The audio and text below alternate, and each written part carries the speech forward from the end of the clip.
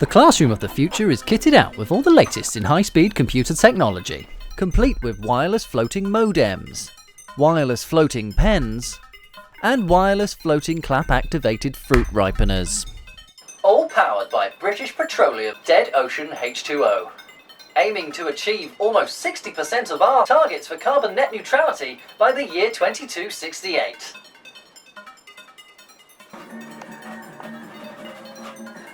Due to increased budgets thanks to the annihilation of half the world's population, teachers can deliver their lessons direct to their class from anywhere in the known universe via a special electromagnetic orb. This teacher is beaming in to deliver his lessons straight from the Cayman Islands. Student Windows XP, why are you late? Sorry sir, my mum's hovercraft broke down, so I had to take the anti-gravitational space bus. And you know what that's like. Did you at least complete your 30,000 word digital manuscript on the vegetable uprising of the 2030s? No sir, you see, my canine cyborg polarised my external hard drive. There's nothing I could do. Did you not upload a backup PDF to the school's EduCloud? Well, you see, the good thing is, sir, most of the information's still available to download from my brain. OK, well sit down in your e-learning pod and plug yourself into the database. Each classroom is fitted with multi-purpose fully enclosed individual e-learning pods, otherwise known as individual e-learning pods, which contain enough breathable air for up to 45 minutes. In order to increase productivity and foster more positive attitudes towards authority figures, private security guards are provided by G4S, British Petroleum and Amazon schools, who monitor every single square inch of the school. Inside every classroom, you'll also find the latest in automated surveillance. Courtesy of Amazon Ring, and with the latest in facial recognition technology, schools now have a direct line to a secret government department, specialising in intercepting the environmentalist communists of tomorrow. Today. Yes, sir, I heard that some people used to eat carrots. Is that true, sir? He's asked about the carrots. Code red. Move in. All classroom furniture is fitted with hypersensitive microphones, programmed to pick out forbidden keywords and phrases, such as publicly owned renewable energy, disaster capitalism, and let's stop the mindless war with Andromeda. But just like the classroom of yesteryear, students will quite literally digest a heavy dose of valuable information that will mould them into the next generation of labourers to help advance the cause of our supreme overlords, the mutant space carrots. And all the information they'll ever need comes in the form of a soluble, effervescent, drinkable tablet. OK class, please take a sip of your soluble effervescent resources. Today we're going to be learning about advances of the 19th and 20th centuries. Who can tell me who invented the voice-activated light bulb? Student G-Force? Is it Thomas Edison, sir? No. And the punishment for ignorance is class. Incineration through laser blasting. OK, now we've relieved ourselves of one troublemaker. Who can give me the real answer? So, is it the Carrot King Emperor Julian of the First Vegetable Dynasty? Correct. Extra dopamine hit for you, student SD card 128GB.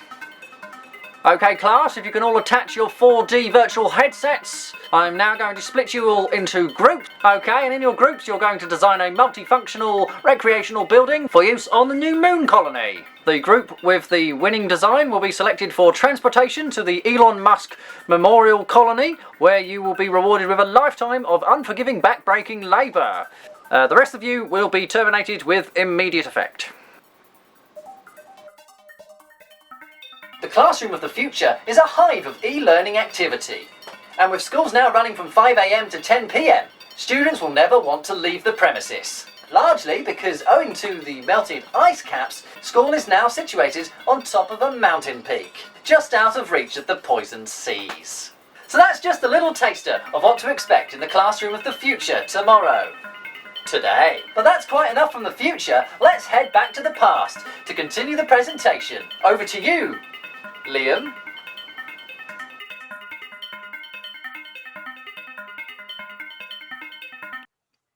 Thank you to myself from the future. I'm now going to continue with the second half of the presentation, which takes the form of a PowerPoint slideshow, as PowerPoint is not going anywhere anytime soon.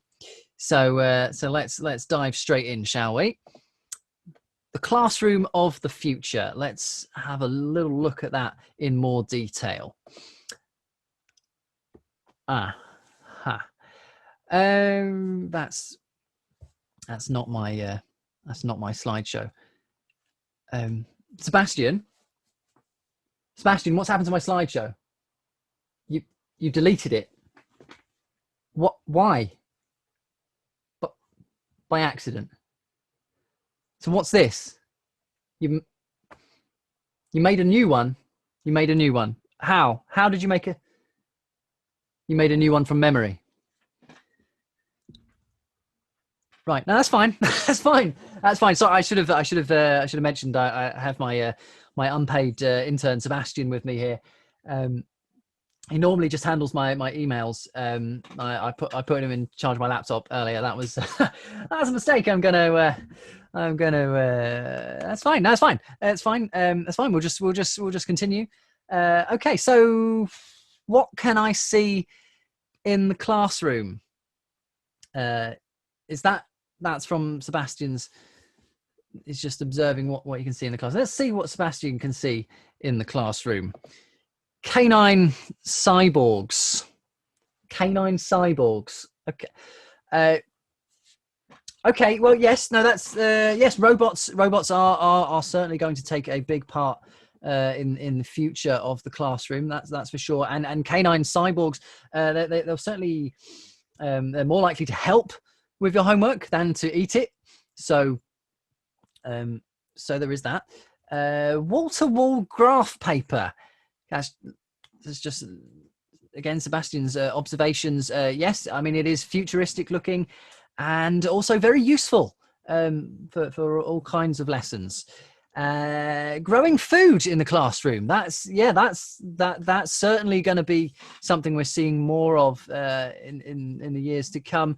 And as Sebastian has quite rightly observed there, this class appears to be growing some form of plants in their eco pod. What's that, Sebastian? It's mint. It's mint. Not the most nutritious of foods, but this class will certainly have very fresh breath. Okay. How do we know this vision of the future is the right one? Okay, this is a lot closer. Actually, this is a lot closer to my original planned presentation. Well, how do we know this vision is the right one? Well, based on my extensive research, I've taken some of the more plausible ideas from a myriad of predictions, and this is what I believe to be the most likely outcome. Okay. How do the carrots take over, and is there any way to prevent this? I wasn't really planning to do an FAQ. It's fine. Honestly, it's okay. So, I mean, I don't really want to get too bogged down in talking about the carrot uprising of the 2030s. But if you are asking, okay, how do the carrots take over? It sort of happens overnight, really, sort of like when you least expect it, out of the blue in many ways. I mean, did we see it coming? No. Were the signs there? Yes. Is there any way to prevent this? No. So we'll move. Oh, and you did a little sort of carrot attacking the earth. Okay, there's a giant carrot. Okay. Wormholes. Wormholes? Wormholes? Oh, okay. So this is referring to a very good documentary that Sebastian was watching recently. I do thoroughly recommend it. It's all about wormholes. If you want to learn more about wormholes, what was it called, Sebastian? Donnie Darko, that's it. Donnie Darko. Yeah, look it up. It's probably on Netflix. Okay. Actually, that does bring up a good point. actually about one of the big, most important aspects of the classroom of the future, because the classroom of the future really is all about creative solutions for dystopian problems. That's pretty self-explanatory, I think.